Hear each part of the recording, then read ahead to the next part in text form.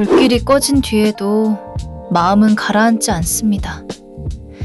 지난 의성군 산불 이후 단순한 기억을 넘어 뇌와 신체가 반복적으로 위험을 감지하는 생리적 위기 상태에 빠진 이들이 많습니다. 많은 사람이 시간이 약이라고 믿지만 방치된 트라우마는 만성 불안과 우울증으로 이어질 수 있다는 전문가들의 경고가 이어지고 있습니다.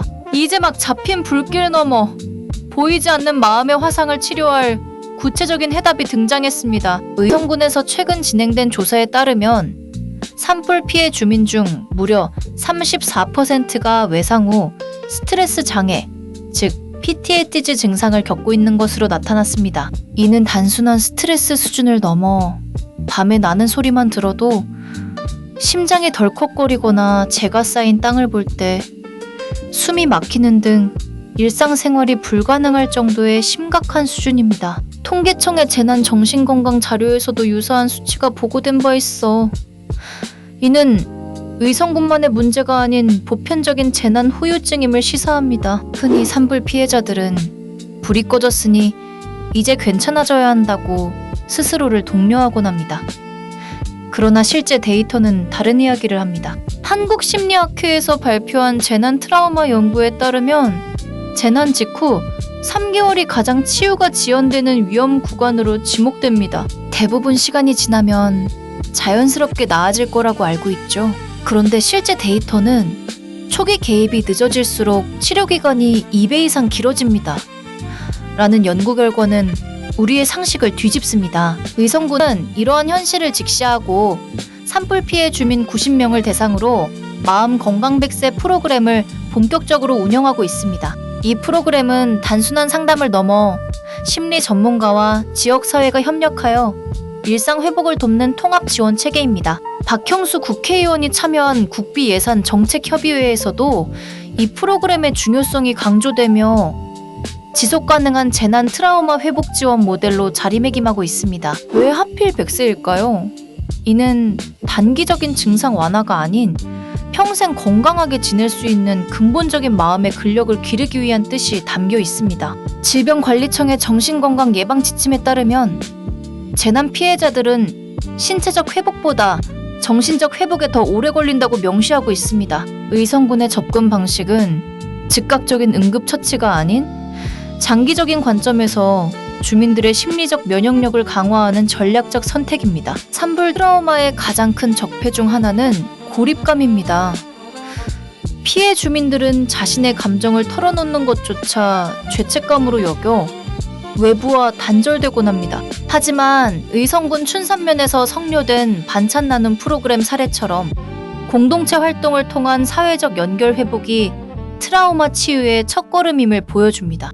혼자 견디는 것이 강함이 아니라 함께 나누는 것이 치유라는 통념을 뒤집는 데이터가 여기 있습니다. 여기서 잠깐, 이걸 모르면 진짜 손해예요. 트라우마 치유를 위해 가장 중요한 것은 적절한 감정 표출입니다. 많은 사람이 감정을 억누르는 것을 용기라고 생각하지만 심리학적 연구는 억압된 감정이 신체 증상으로 나타날 위험을 30% 이상 높인다고 경고합니다. 오늘 퇴근 후 스마트폰 메모장에 오늘 느꼈던 감정 단어 3가지만 적어보세요. 이 작은 습관이 뇌의 편도체 과잉 반응을 20%가량 진정시키는 효과가 있습니다. 의성 노인복지관에서 전달된 선풍기 130대처럼 물리적 지원은 중요하지만 정작 필요한 것은 마음의 휴식 공간입니다. 월드비전이 긴급 지원한 4억 원 상당의 물자도 좋지만 그 이면에 숨겨진 심리적 안정감이 더 시급합니다. 식품의약품안전처가 권장하는 수면 개선 보조제 같은 것도 있지만 근본적인 해결책은 뇌의 리듬을 다시 잡는 것입니다. 물리적 지원과 심리적 지원의 균형을 맞추는 것이 의성군 프로그램의 핵심입니다. 잠깐, 영상이 도움이 됐다면 구독과 좋아요 한 번씩 부탁드립니다. 영상 제작에 큰 힘이 됩니다. 의성 푸드빌리지에서 열린 소셜 다이닝 프로그램은 트라우마 치유에 새로운 시각을 던집니다. 같이 식사를 나누는 행위 자체가 뇌의 옥시토신 분비를 촉진하여 신뢰감과 안정감을 회복시켜주기 때문입니다. 혼자 먹는 것이 편안하다고 생각하시나요? 그런데 실제 임상 데이터는 사회적 상호작용이 우울감 15% 감소에 기여합니다. 라는 연구 결과를 참고하면 식사는 단순한 영양 공급을 넘어 치유의 매개체임을 알 수 있습니다. 생존 수영 프로그램처럼 신체 활동을 통한 치유도 주목받고 있습니다. 신체적 움직임은 트라우마로 인해 경직된 신경계를 이완시키고 도파민 분비를 통해 일상의 활력을 되찾아줍니다. 의성군의 7월, 8월 생존 수영 프로그램 운영 사례는 심리적 안정이 신체적 건강과 밀접하게 연결되어 있음을 보여줍니다. 운동은 치료제가 아닙니다. 하지만 뇌의 화학적 균형을 맞추는 가장 자연스러운 도구입니다.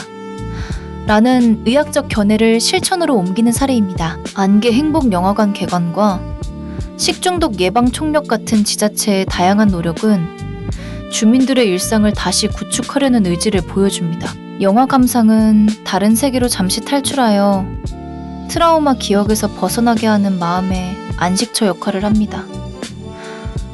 영화는 단순한 오락이 아닙니다. 뇌의 스트레스 호르몬 코르티솔 수치를 낮추는 효과적인 도파민 자극제입니다. 라는 신경과학적 근거를 바탕으로 문화 공간이 정신 건강 회복에 기여함을 입증합니다. 그럼 대충은 이해했는데 당장 뭐부터 하면 좋을까요?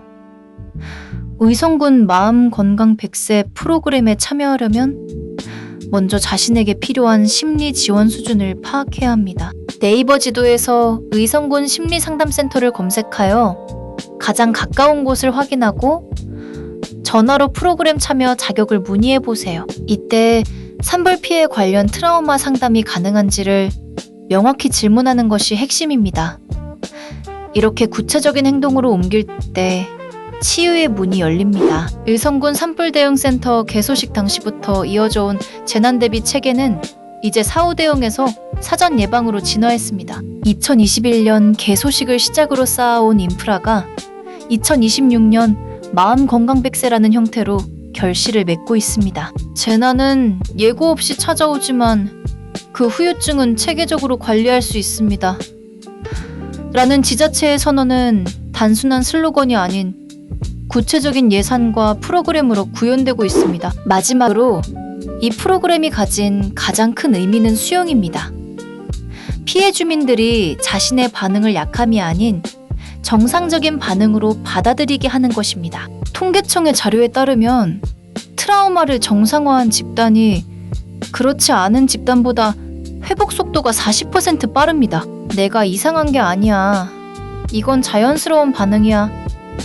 라고 자신에게 말해주는 것만으로도 뇌의 방어 기제는 무너집니다. 오늘 당신이 할 수 있는 단 하나의 행동은 주변 산불 피해 주민에게 함께 이야기해 줄게 라고 건네는 것입니다. 의성군의 마음 건강 100세 프로그램이 공식적인 지원 체계라면 당신의 말 한마디는 그 위에 쌓이는 가장 따뜻한 개인적 지지망입니다. 이 작은 인내가 34%의 고통을 줄이는 첫 번째 돌이 될 것입니다. 산불 뒤 남은 마음의 화상, 의성군의 마음건강 100세가 답입니다. 이제 더 이상 혼자 견디지 않아도 됩니다.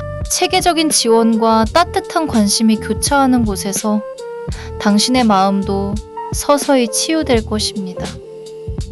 구독과 좋아요는 이 소중한 정보가 더 많은 피해자에게 전달되는 힘이 됩니다. 함께 지켜봅시다.